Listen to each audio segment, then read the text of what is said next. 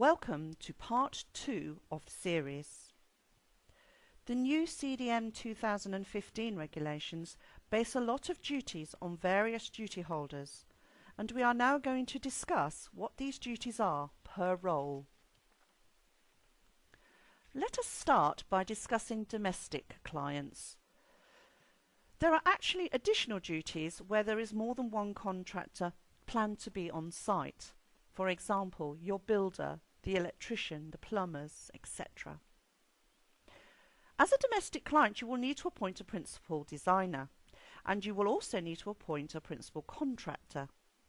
How you need to do this is not defined within the regulations, but we suggest a formal letter or detailed contract. All duties will be carried out by the principal contractor unless a written agreement is made and signed with your principal designer.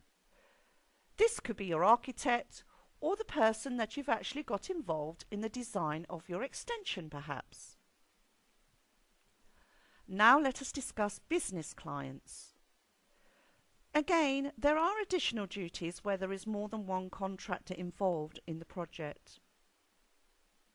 However, you will need to appoint a principal designer, and this person must be adequately competent to do the job and have sufficient knowledge and experience to carry out the design duties as well as the CDM related activities.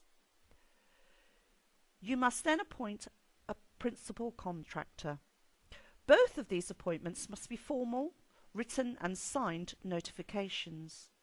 These notifications could be in the form of a letter or a detailed contract. As a business client, you also need to ensure you check the competence of your principal designer and principal contractor. How can you do that? Well, there are lots of systems out there that you can use, such as Chairs or Altius VA, the vendor assessment. However, you could also do this in the form of a pre-qualification questionnaire that you can have put together.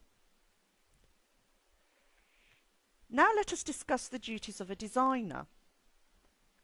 Firstly, when you take on a job as a designer, you need to ensure that your client is aware of their duties under the CDM regulations. How can you do this? Well, you could ask your client, or you could send a letter to them asking if they're aware of their duties, or you could have a conversation with them. Either way, you need to demonstrate that you have done so and record this information.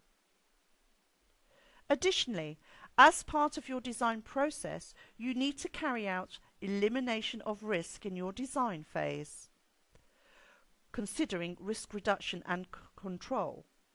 This is nothing new, but you do need to be able to demonstrate that you have done so.